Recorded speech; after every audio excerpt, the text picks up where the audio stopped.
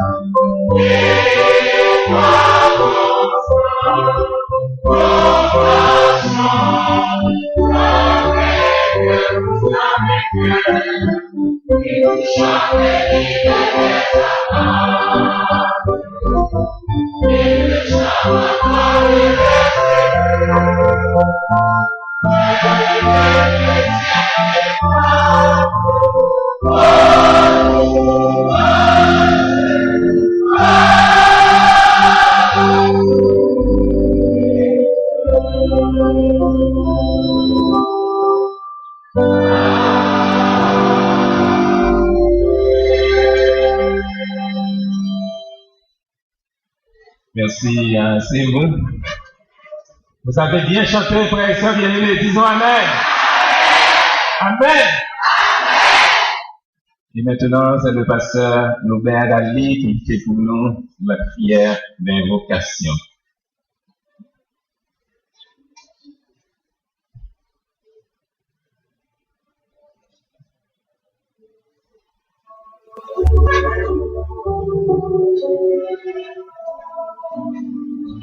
Écoutons-nous, mes frères et mes sœurs bien-aimés. Nous voici, Seigneur, en ce dernier jour de l'année, réunis dans ton Saint-Temple, en vue de te louer et faire monter vers toi nos cris de louange et de nos actions de grâce.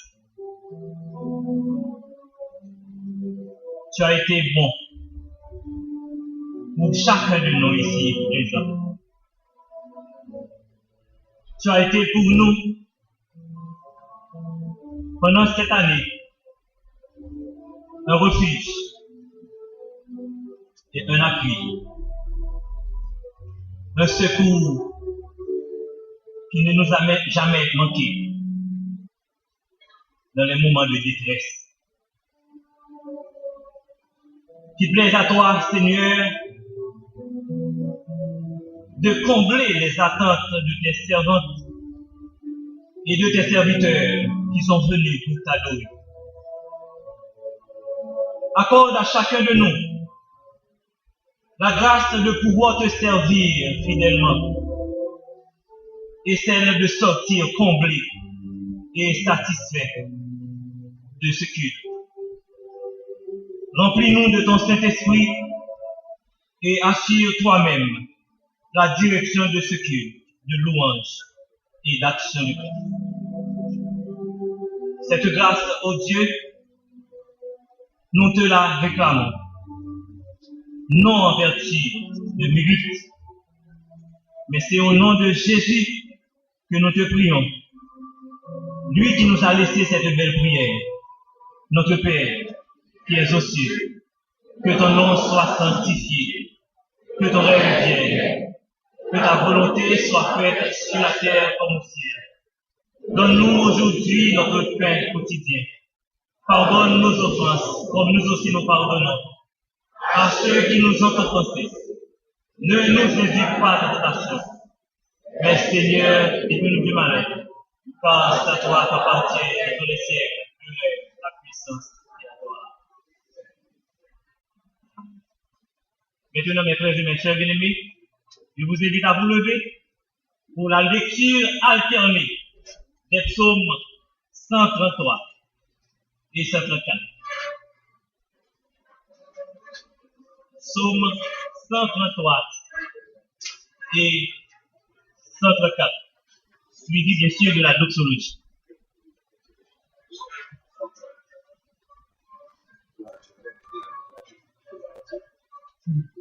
Gloire à Dieu pour la lecture.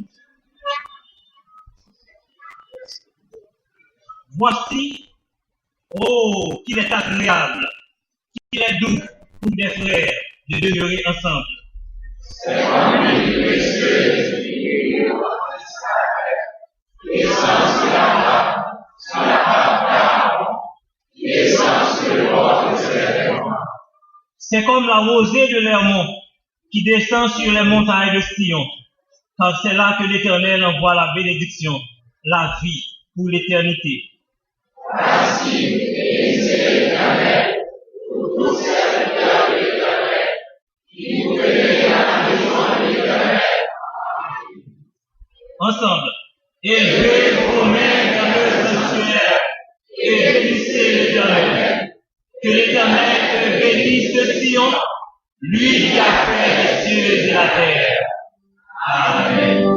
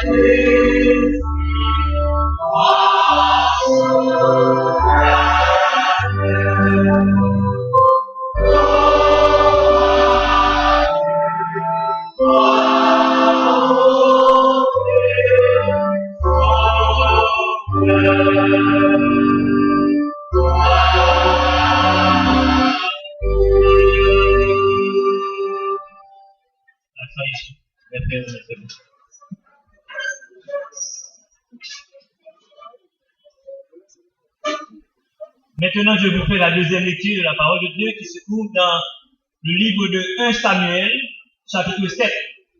Et je lis pour vous le verset 7 jusqu'au verset 17. 1 Samuel, chapitre 7, verset 7 à 17. Les Philistins apprirent que les enfants d'Israël s'étaient assemblés à Mitzpah. Et les princes des Philistins montèrent contre Israël.